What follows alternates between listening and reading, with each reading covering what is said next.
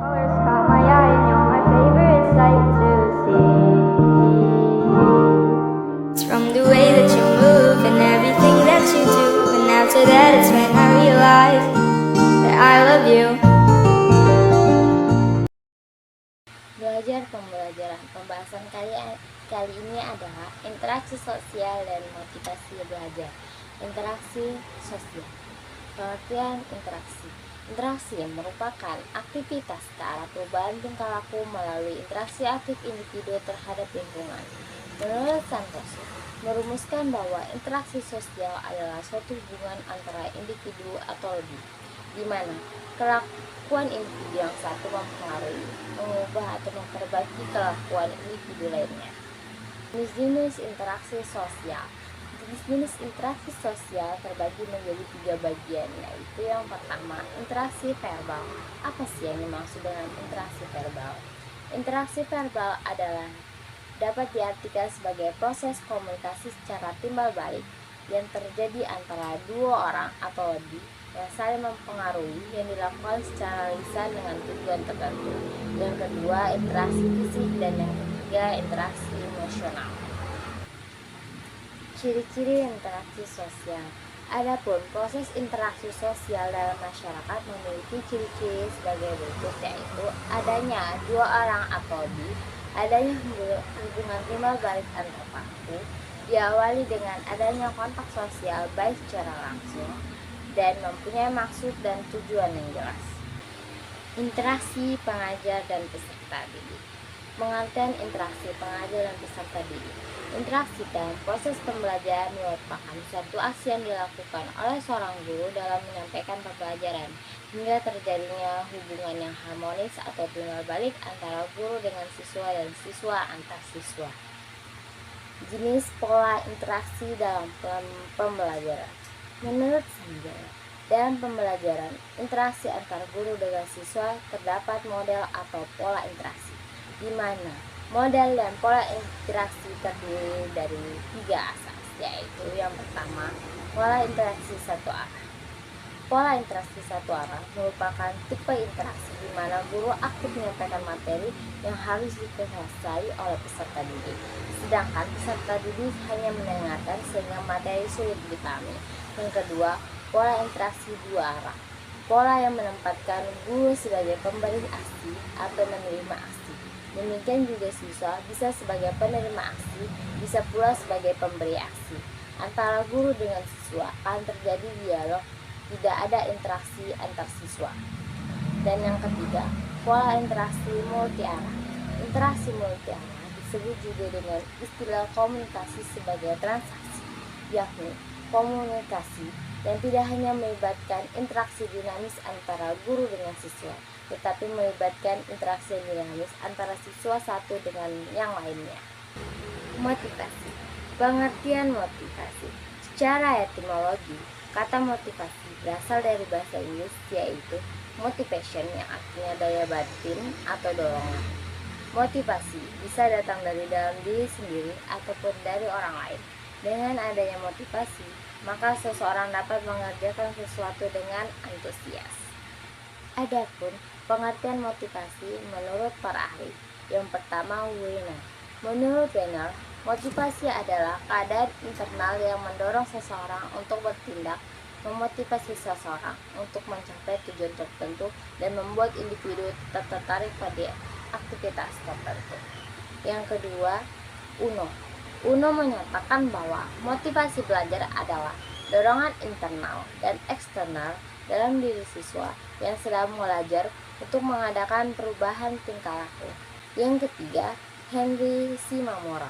Menurut Henry Shimamura, adalah sebuah fungsi dari pengharapan individu bahwa upaya tertentu akan menghasilkan tingkat kinerja yang pada gilirannya akan membuahkan imbalan atau hasil yang akan dikehendaki oleh seseorang.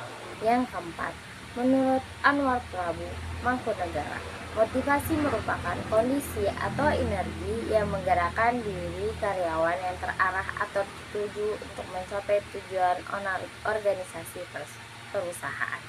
Yang kelima, menurut George Terry, Motivasi adalah keinginan di dalam seseorang individu yang mendorong ia untuk bertindak. Pengertian motivasi. Pengertian motivasi adalah segala sesuatu yang mendorong atau menggerakkan seseorang untuk bertindak melakukan sesuatu dengan tujuan tertentu. Dalam kegiatan belajar, maka motivasi dapat dikatakan sebagai keseluruhan daya penggerak di dalam diri siswa yang menimbulkan kegiatan belajar, yang menjamin kelangsungan dari kegiatan belajar dan memberikan arah pada kegiatan belajar itu dapat tercapai. Jenis motivasi. Motivasi terbagi menjadi dua macam, yaitu motivasi intrinsik dan motivasi ekstrinsik. Motivasi intrinsik adalah motif-motif yang menjadi aktif ataupun berfungsi, tidak perlu dirangsang dari luar, karena setiap individu sudah ada dorongan untuk melakukan sesuatu. Berbeda dengan motivasi ekstrinsik. Motivasi ekstrinsik adalah motif-motif yang aktif dan berfungsi karena adanya perangsang dari luar. Motivasi ekstrinsik diperlukan agar siswa mau belajar. Jenis motivasi. Pendapat lain menyebutkan 4 macam motivasi, diantaranya adalah: yang pertama, motivasi dilihat dari dasar pembentukan.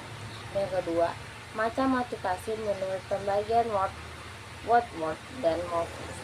Yang ketiga, motivasi jasmania dan motivasi rohaninya. Dan yang keempat, motivasi intrinsik dan motivasi ekstrinsik. Berdasarkan macam-macam motivasi belajar dari pendapat para ahli, dapat disimpulkan bahwa macam motivasi dibagi motivasi intrinsik dan motivasi ekstrinsik, namun kedua motivasi tersebut tidak dapat berdiri sendiri. Sumber motivasi. Ketika termotivasi, seseorang akan bergerak dan mengambil tindakan.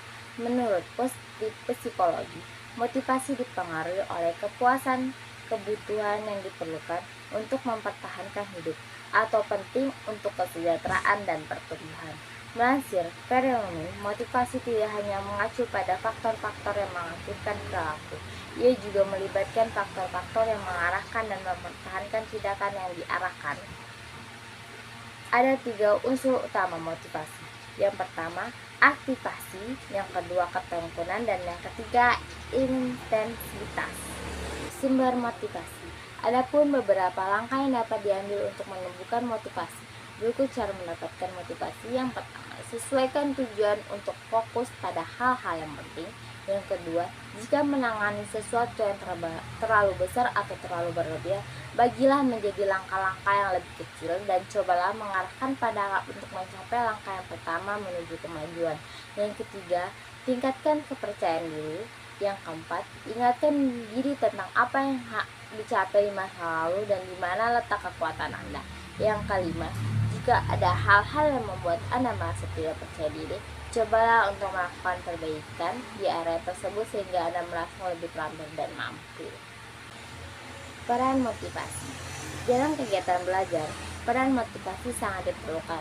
Peran dari motivasi belajar tersebut dapat menumbuhkan gairah dan juga semangat dalam menjalani proses kegiatan belajar.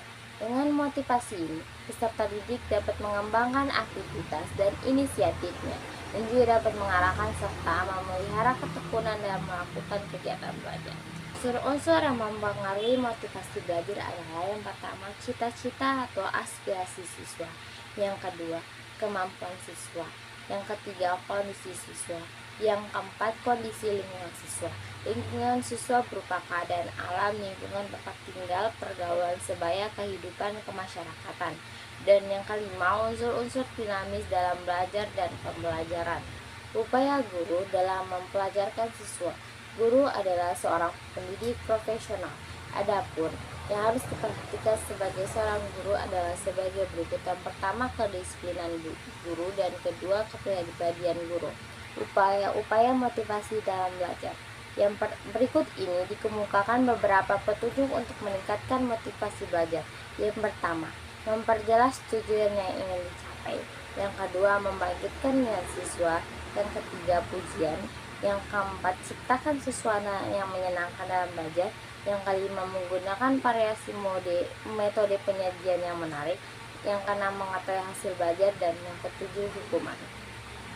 Proses pembelajaran akan berhasil manakala siswa mempunyai motivasi dalam belajar.